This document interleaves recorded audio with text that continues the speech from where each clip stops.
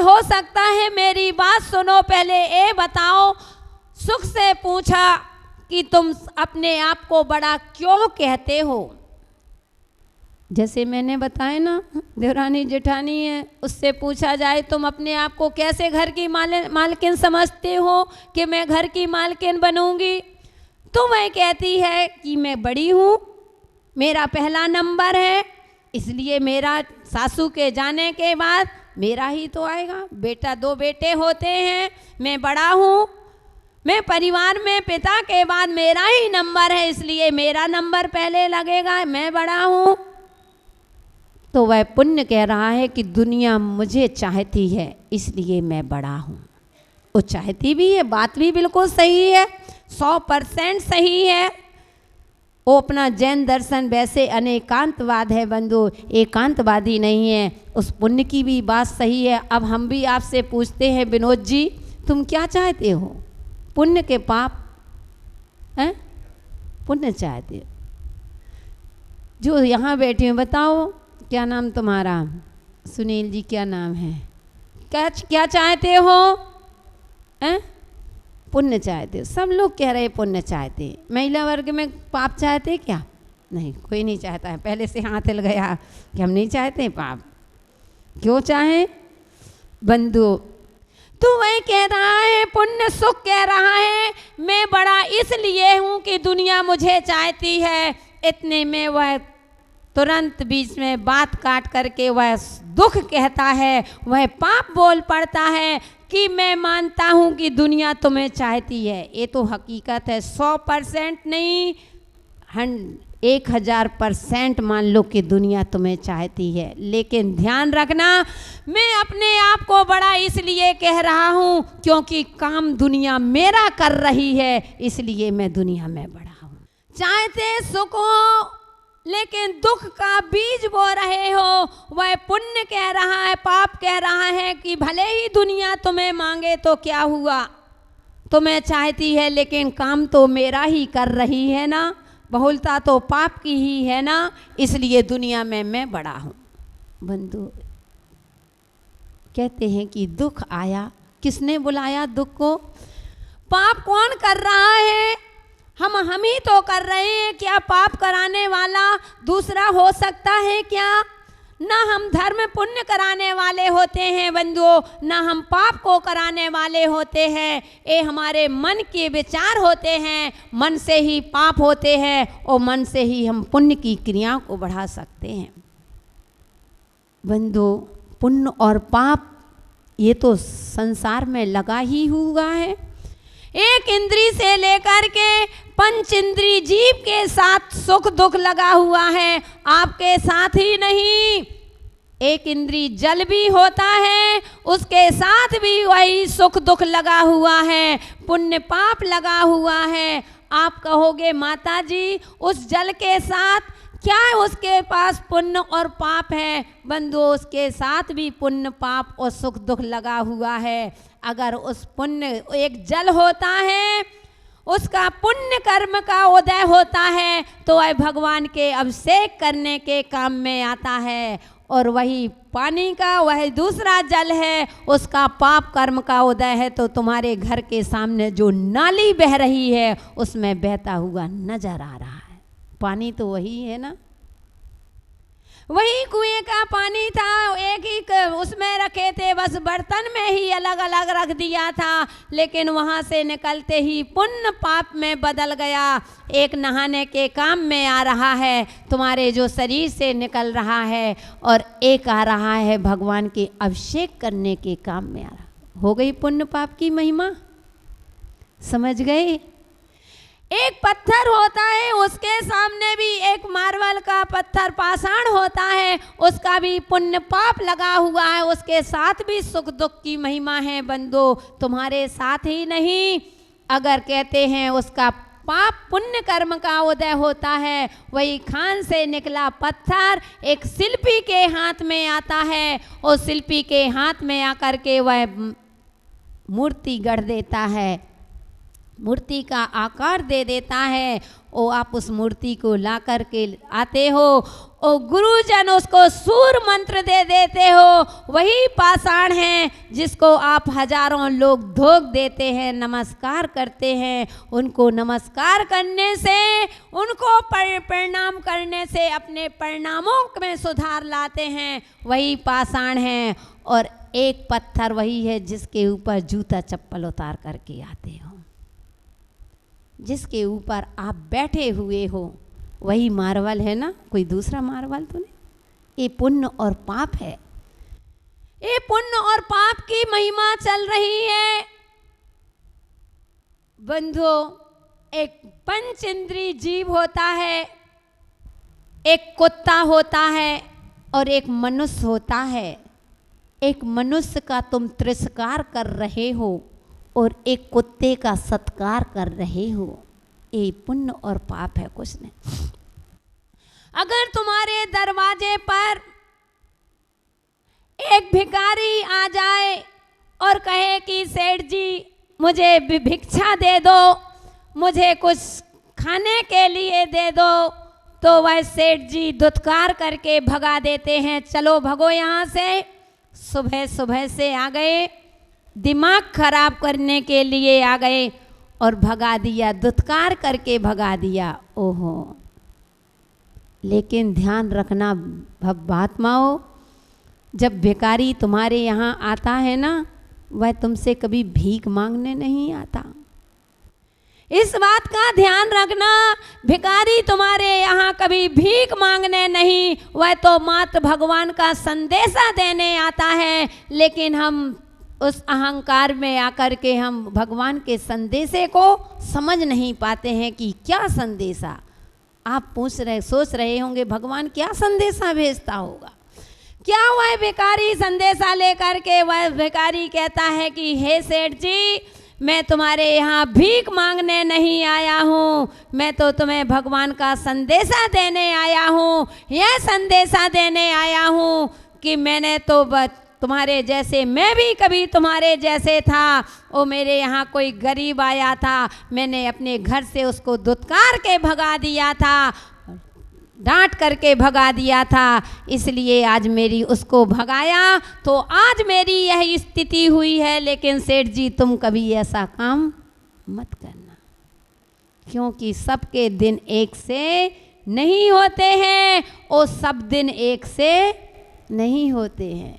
इसलिए वह भिखारी कह रहा है कि मैं आपको भगवान का संदेशा देने आया हूँ कि हे सेठ जी, मैंने पूर्व में ऐसे तुम्हारे जैसे था, मैंने ऐसा किया था, अपने दरवाजे से भगाया था, इसलिए तुम्हारे दरवाजे पर आज मुझे हाथ फैलाना पड़ रहे हैं। इसलिए मैंने हाथ फैलाए तो फैलाए, लेकिन तुम कभी ऐसा काम मत करना। ओ बंधु, तो एक भिखारी को आप यहाँ से धुतकार के भगा देते हो, और एक कुत्ता होता है, उसका पुण्य कर्म का उदय होता है, उसके लिए नहलाने के लिए साबुन अलग से आते हैं, उसको गाड़ी में घुमाया जाता है, उसको एसी की गाड़ी में घुमाते हो, उसके लिए दास दासियां लगे हैं, सेवा करने के लिए लगे हैं। यहाँ तक कि बंधु, देश की हीरोइन उस कुत्ते के लेकर के अपनी गोद, अपने बच्चे को लेने में आपको शर्म आती है, वो कुत्ते के बच्चे को हाथ में लेकर के अपनी शान बता रहे हो। और जब देश की हीरोइन कुत्ते के बच्चे को लेकर के वो घूमती है, सड़कों में निकलती है, तो एक मनुष्य भी पाप कमा लेता है।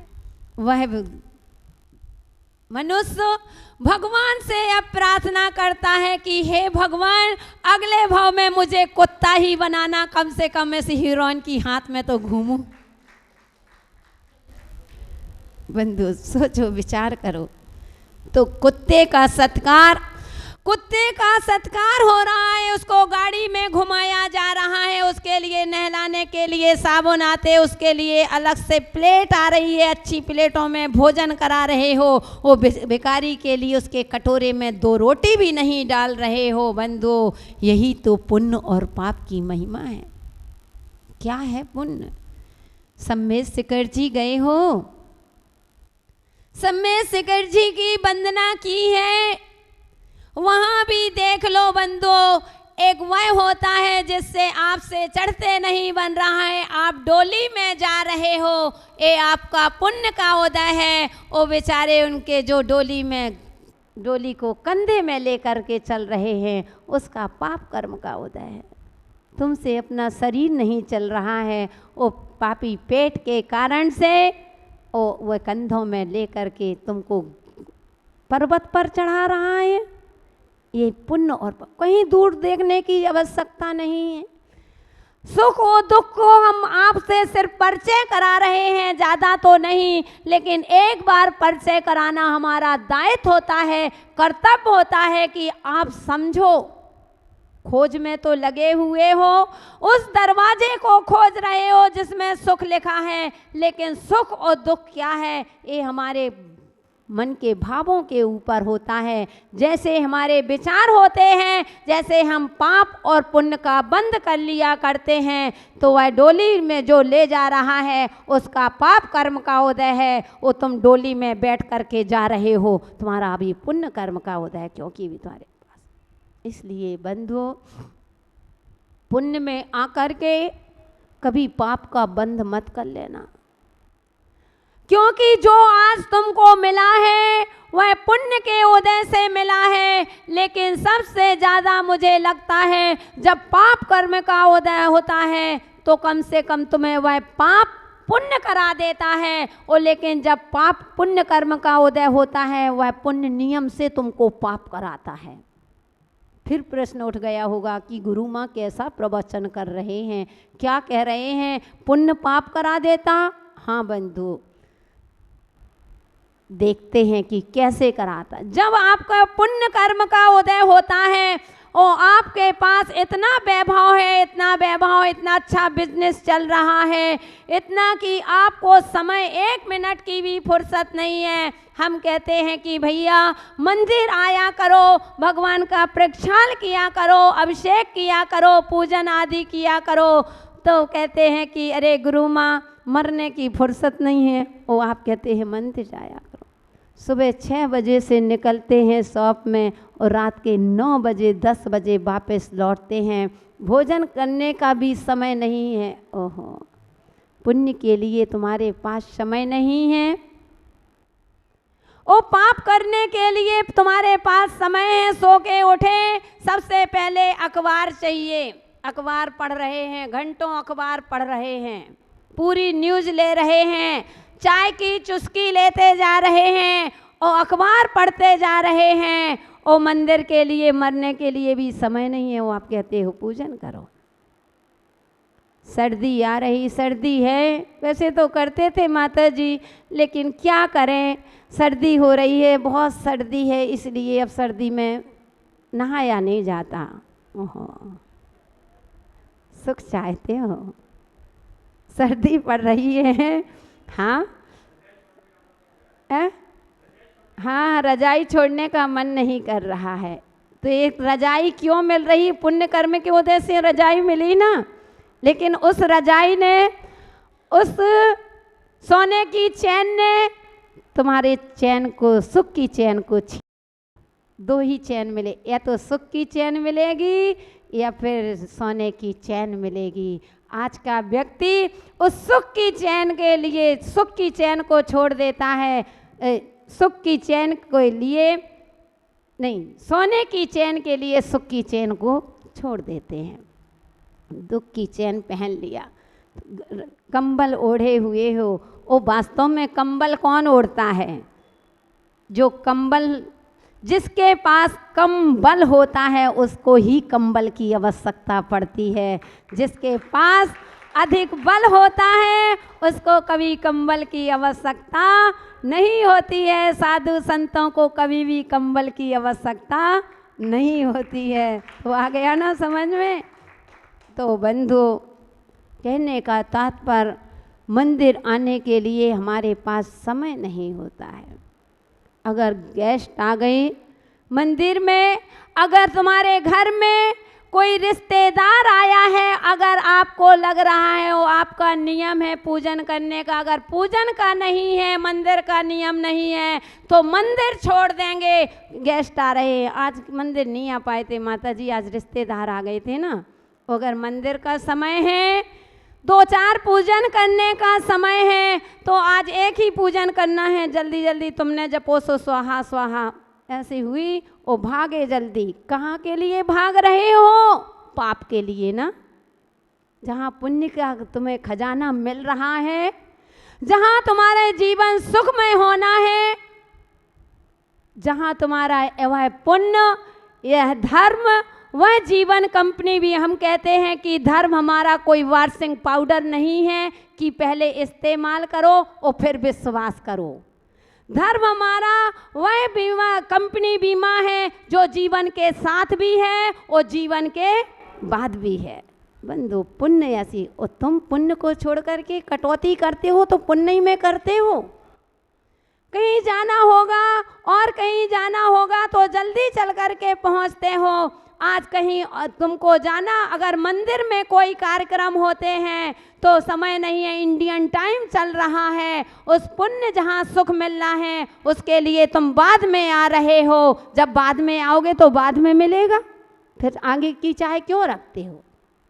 माता जी नींद को नहीं, कुछ सवेरे 6 बजे से अभिषेक होता है। क्या है माता जी? वे भाई साहब कह रहे रजाई नहीं छोड़ी जाती है।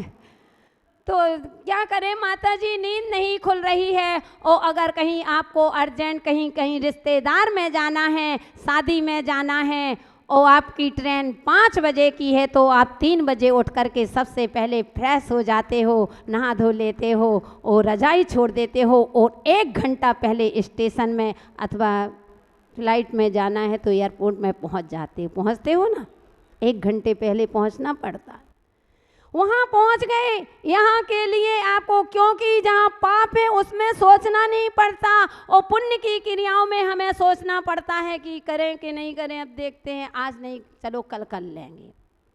बंधु, जहाँ पुण्य मिलना है वह पुण्य कल के लिए छोड़ दे, वह व्यक्ति होता है कि कल के लिए छोड़ देते हैं, और जहाँ पाप होता है वह आज ही कर लेते हो। किसी से कहो भैया मंदिर आया करो, समय नहीं है, वह कहता है क्या कहा, दान पुण्य किया करो, मंदिर में अभिषेक करो, दान करो, स्वाध्याय करो, तो वह कहता है कि क्यों करते हो? कहते हैं कि आज करे सो कल करे, वो कल करे सो परसों, और जल्दी जल्दी क्यों करता है, अभी तो जीना बरसों। लो, तर्क है कि जल्दी जल्दी क्या करना है। हमें तो मालूम है कल, आज नहीं तो कल कर लेंगे, कल नहीं तो परसों कर लेंगे, इतनी बड़ी जिंदगी डरी है, कर लेंगे, जब बुढ़ापा आएगा तब कर लेंगे। तुमने क्या कल को जीत लिया क्या?